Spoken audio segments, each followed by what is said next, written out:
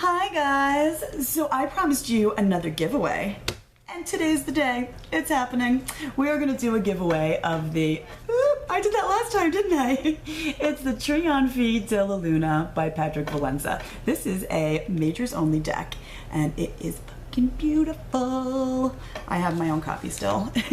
This also comes from, I think I talked about it in my tarot collection, how I totally won this awesome auction on eBay that came with like tons and tons of Patrick Valenza goodies and doubles of a lot of them. So I already have this deck. This is an extra, totally unopened copy. So I am so happy to give it away to some lucky winner out there. Also, I want to celebrate. We just hit 740 subscribers. Mwah! I friggin' love you guys. The tarot community on YouTube is fucking amazing. You're all wonderful and I love you and thank you so much. This has been such a trip. It's been so fun. So let's celebrate. Let's do it. We're gonna do it exactly like how we did it last time. All you have to do to be entered is leave a comment below. And of course, if you would like to leave a comment, because I am gonna go ahead and do a whole review of this deck right now anyway, while I have it here. If you do want to leave a comment, have anything to say, have any questions, just make sure you put a little note in there saying that you would not like to be entered in the contest. No dirty jokes this time. So just like last time, we'll leave the giveaway up for about 2 weeks. That'll bring us to about Monday, June 20th, and then I'll announce the winner sometime after that. Hopefully not long. Hopefully that Tuesday, the 21st, will do it. All right. So yeah, I showed you what this looks like. I told you it's totally unopened. This is the packaging that this guy actually comes in originally, which is really cool because this is how, you know, old Marseille decks used to come, and that's what this is. This is a modern reinterpretation of a medieval Marseille style majors only, but of a Marseille style deck. And it used to come with this wrapping around it, and you didn't used to come in a box or anything. And you'll see that a lot of historic reproductions of old Marseille decks are sort of doing that. Like they'll come in a box to protect it, but there'll also be this like this paper wrapping around it that's been printed on or something like that. So that was cool that he did this for this deck. All right, here are the extra cards that come with it, actually. It's a 29 card deck, but this is the title card that comes with. And then there's a little bit written on the back here. It says Trionfi Della Luna. By the way, Trionfi means, it's come to refer to the major arcana, right? It means like triumphs. Or trumps, that's where we get our word for trumps. So Trionfi Della Luna is either the trumps of the moon, you know, the major arcana in his moon style, or Trionfi Della Luna could even be, maybe he means like triumph of the moon, which is pretty cool either way. Anyway, it says Trionfi Della Luna is the medieval styled cousin to the Deviant Moon Tarot. Its creation was based on old historical decks as well as 19th century satirical illustrations. This deck is hilarious. It really is. It's adorable. There's also the website where you can go to get the online booklet, to download the booklet, the guide that he has online for this deck. And I'll put a link to that below too, and to his websites, deviantmoon.com, I think it is, yeah. And then the other cool things you get with this deck, you get an extra devil card.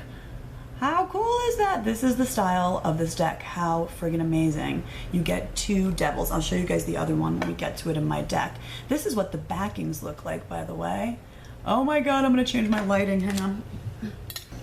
Okay guys, sorry about that. This lighting is so much better. Oh, look at that. You can actually see the cards. So this again is the extra devil card that you get in this deck. I will show you the other one in sequence when we get to them. How friggin' cool is that? So yeah, that is the style of artwork that you're going to see in this deck. It is so friggin' Patrick Valenza, but it's also this really cool mix of like this old antique medieval kind of style. And there's a lot of really interesting references to classic Marseille decks. You got the face and the belly of the devil and the face on the kneecaps. Oh, it's just beautiful. The colors are just so subdued and fluid and old looking. It's gorgeous. Here, one more time is the back of the cards, actually, now that you can see it in better lighting. It's like this burgundy maroon color with this checkered sort of moon, crescent moon pattern all over. Completely reversible. So you also get, besides the one extra devil card and the title card, you get these 6 extra art cards that are really friggin' cool. There's that guy. Oh, look at that one. And they're numbered in the corners too. That was 1, this is 2. Here's 3. Friggin' cool, right? All the cups in this deck have this classic Marseille cup style to them. I love that. Here's 4. 5. You still get all your deviant moon people. And there's your 6. How cool. All right, on to the deck. Here is your Fool. First of all, he is numbered 0 up here. And it does have a classic Marseille ordering where strength is 11 and justice is 8. Woot, woot, go Marseille. But one of the things that I love that he's done with this card, he really grasps and understands a lot of the Marseille symbolism, is this right here. As weird as it's going to be to talk about, I'm going to go ahead and talk about it. One of the things that is talked about a lot when you're talking about Renaissance symbolism in the tarot, especially the more esoteric side of things, is when the Fool represents sort of this awakened soul. You know, he knows where he's going, he knows what he is. The other people around him will shun him and drive him away. Dogs will chase after him and shit, and he'll sort of be looked at as like this outcast. And part of what the other people around him are never going to be able to see is his inner self. You know, all they'll see is this outside of him, this body, which is beautifully represented by the fact that the Fool's pants are down. It's like all they'll see is this lowest possible chakra. This ass excreting shit, if you will, you know, this sort of mundane life, bodily function kind of stuff. And they can't see past that to what is truly the soul, or what is truly this Fool, you know, his spirit, his divinity. So yeah, that's what I see when I see a butt breathing fire. Pretty cool. All right, here is your Magician. And check this out. This deck is just so cool, guys. He's drawn reference here to the fact, or drawn your attention, excuse me, to the fact that you only ever see the 3 legs of the Magician's table, or you most often only see the 3 legs. And given the Magician, or the table, literally 3 legs, how cool is that? It's like one is just always hidden, you know? You have 1 foot in the other world. I love the mask he's wearing too. How cool is that? I mean, there's just so much cool stuff going on in these cards, man. Here is your High Priestess, and she is named thus. She is named the High Priestess, as opposed to, like, the Papess or the Popess. I love that she's standing on a pile of books. Great is that. She's got the crescent moon on her head. Fire in the background. This is totally one of my favorite Empress cards, too, by the way. How cool is that? One of the things I love here is that she's got an eye on her belly at her solar plexus region, and as number 3, that's sort of your 3rd chakra, right? Love that. There's all this abundance around her, and she's full figured, and oh, so good. Here's your Emperor card. It's like he's taking his pet dragon for a walk on the town. You can tell he's like in a city or in a town back there, which just works for the Emperor, doesn't it? Oh, good Hierophant. It's really creepy, this card. How good is that? Nothing goes like over the top creepy here. There's even some cards in the Deviant Moon Tarot that I'm a little like, it's going a little far. But this one is right at my level. It's great. I like how the two people that you normally see on the Pope or the Hierophant card down here have turned into little devil people. Not good. Here's your Lovers. This is so good too. It's like your devil self, your lower self, and your higher self, you know, uniting in marriage and embracing each other. And there's your Chariot. I think this one's really cool too. It really draws your attention to the fact that all of these things are really one, you know? They don't have any hind legs. They become one. The charioteer becomes one. The chariot, everything. It's, you know, it's a a full picture of the soul, if you will. One of my favorite Justice cards, too. Isn't she just, like, so powerful? She's armored and armed, and this woman warrior Justice. Just in love with that one. And there's your Hermit. I love how he's sort of like E.T.ing the light. I think that's cool, though, because that's what you normally see, right? Or that's what you normally read and hear, that the light and the Hermit's lamp is really his own inner light, you know? Here's your Wheel of Fortune. This one's cool, too, because all of the suits, can you see that? The cups, the coins, the wands, and the swords, they're all represented here in the Wheel of Fortune. And it's a very classic Marseille Wheel of Fortune with, like, the ship's wheel on the post. You see the Egypt in the background, the pyramids and stuff. So cool. And then you have a real old-fashioned looking strength card with her sort of holding the pillar there. Very cool. She sort of is the lion even. Look at that. And strength is 11 here. Oh, I love this hangman too. You have the two opposite, like the two pillars on that we actually don't see on the High Priestess in this deck. You see them sort of here.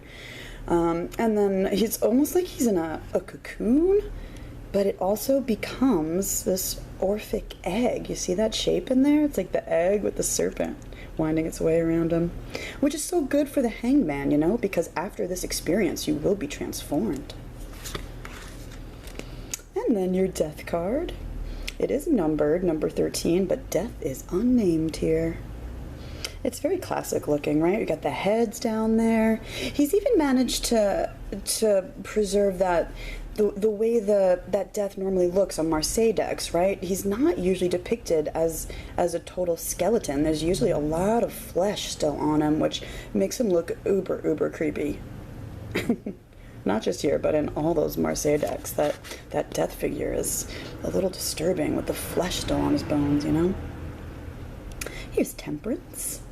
You see the elephant in the background there? She's kind of a more classic Temperance, but so beautiful. And then here's the other devil card that you get. This is the one that I chose to go with.